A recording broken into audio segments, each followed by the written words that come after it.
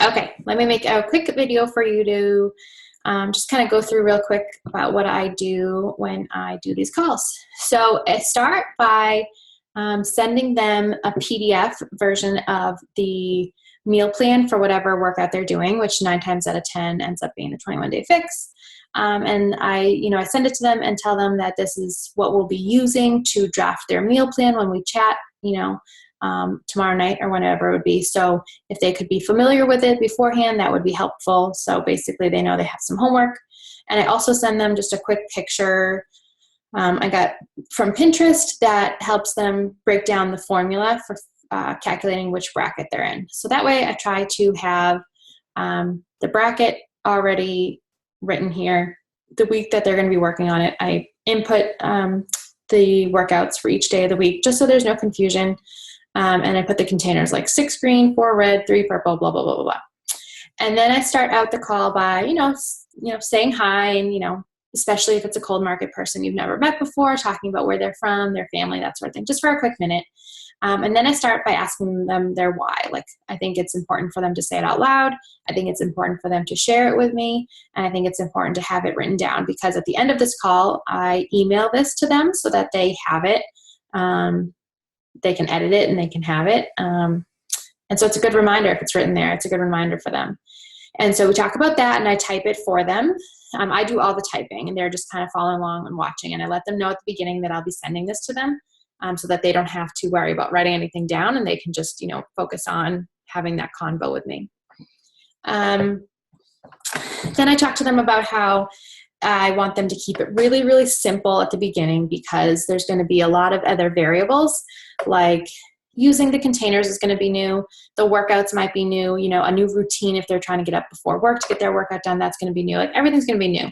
So if you can keep it simple for the first week and then you can kind of get more creative in terms of recipes and things like that. I tell them there's a lot of recipes on Pinterest. In the challenge groups, we're always sharing recipes and fun ideas and that I don't expect them to be eating broccoli and grilled chicken for the rest of their life. But if they can keep it simple for the first week, I think it helps them set them up for success.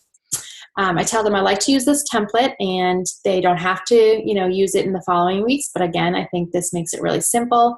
It makes it easy to read and it kind of gets them in that mindset of eating 5 smaller meals versus, let me just double check that this is recording.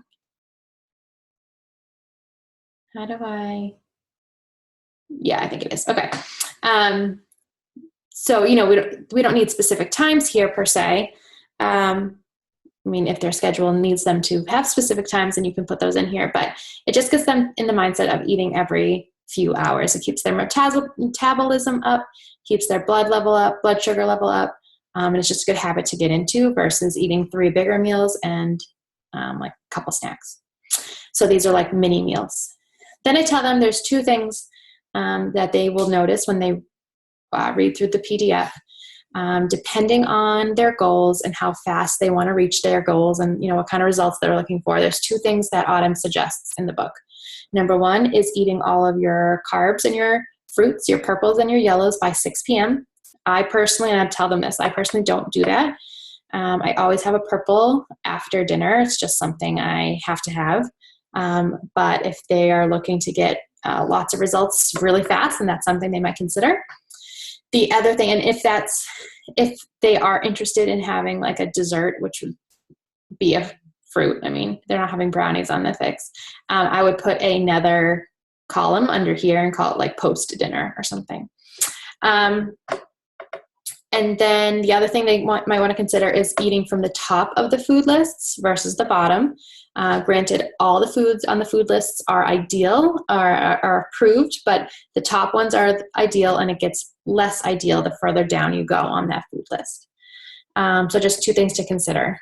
Then I start by asking them, okay, so you're getting Shakeology. When do you think would be the most convenient time for you to have your Shakeology? Like, is it more convenient for you to have it in the morning when you're going to be rushing to get out the door to work on time?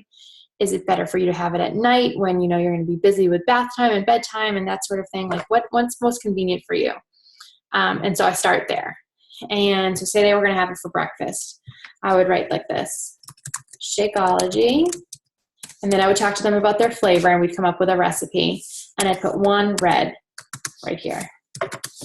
And then say they got chocolate, and I said, do you like bananas? Yeah, I like bananas. Okay, then I'm going to have you start with half a banana.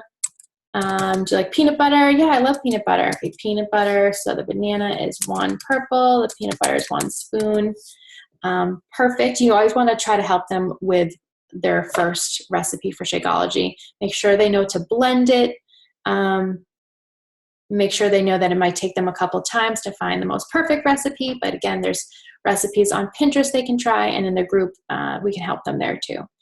I also go through and tell them about the unsweetened almond milk or coconut milk and bring that to their attention if they don't know about it yet. I'll say, in the book, you'll see that it says you can use unsweetened almond milk or coconut milk, but you have to substitute it for a yellow 3 times a week. But this is the one thing that Autumn Calabrese, the creator of the program, that she disagrees with. She came out with a video shortly after the program was released and said this is the one thing she doesn't agree with, and you can count it as a freebie.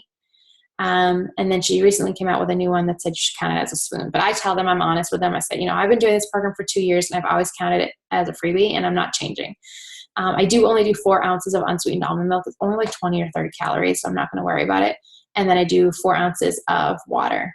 So you just kind of want to set them up for success, and then I would encourage them to have whatever time they're going to have their shake, I would encourage them to have that at the same time every day.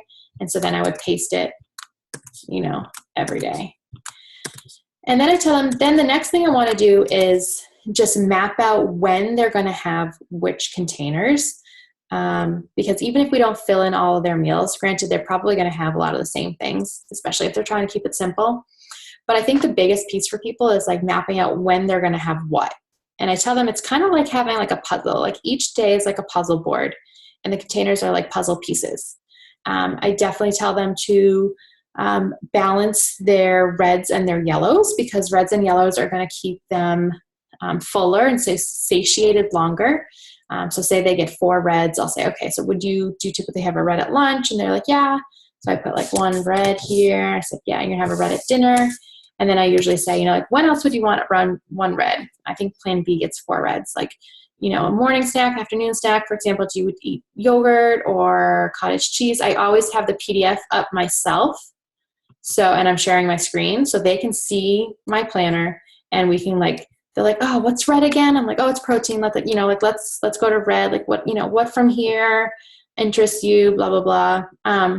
And so they'll tell me, yeah, I eat yogurt. So I'll put 1 red here, and I'll write yogurt because we talked about it. And then I say, let's map out your yellows. Like, how do you feel about having a yellow at dinner? I say, what about lunch? And then, if they're having their Shakeology for breakfast, I might encourage them to have a yellow here, because then they're going a pretty long time all morning, after all night and then into the morning without a yellow. And then, we map those out. If they need, extra greens, we can double up at dinner, try to sneak some green into their shake, things like that. And then I'll go back and we'll go through the yellow, the purples, the blue, the orange, their spoons. I tell them, you don't have to account for every spoon, I think, because with coconut oil and olive oil, when you're cooking with those, how much of it burns off, and then you're splitting it with your family. So I pretty much only count the spoons that you're actually ingesting the full thing, like peanut butter or olive oil on your salad or something like that. And then I tell them, even if, so say this said yogurt and toast, and a purple and fruit, so I'm just going to write fruit, and I'm going to copy and paste this all week, but so that it doesn't get totally boring for you, you can map out what you're going to have for fruit each day. So it doesn't have to be a banana each day, but at this part of the day, you're going to be having a fruit. Does that make sense? So you can kind of change it up a little bit. The other thing I tell them is, if I email this to them and we get off and it still says fruit, I would encourage them to take a peek right away and edit it to put in exactly what they intend to eat, like banana, apple, whatever, because they're going to take this meal plan and they're going to draft their grocery list, and then they're going to go to the store and they're only going to buy what's on the list, because these are the things that they intend to eat this week. So there's no wasted food, no wasted money. I also encourage 2 smaller meal preps versus 1 big meal prep, because for me, by the time, if I meal prepped on Sunday, by the time Friday came, I wanted nothing to do with that food. Even if it hadn't gone bad yet, it was so boring. So I've been doing like a Sunday meal prep and like a Thursday night or a Friday morning, just to like get some more exciting fruits and different veggies, things like that. I talked to them about meal prepping and how that means, cutting, washing fruits and veggies, making quinoa or sweet potatoes in bulk, that sort of thing. They can go the extra mile and measure it all out and have it ready to go. Just depends on their lifestyle and their, what they have time to do. Or they can keep, all the raspberries and blueberries in a big Tupperware and portion it out as they go throughout the week. I think that's it. I think that's pretty much it. I try to keep them to about a half an hour, especially if they're a cold market person and I don't know them yet. This is a great way for you to establish that rapport with them, not only help them, but establish that rapport, create a friendship. They get to know you. They feel really supported. They feel like they can come to you with any questions. They feel like they have their back. They're not in this alone.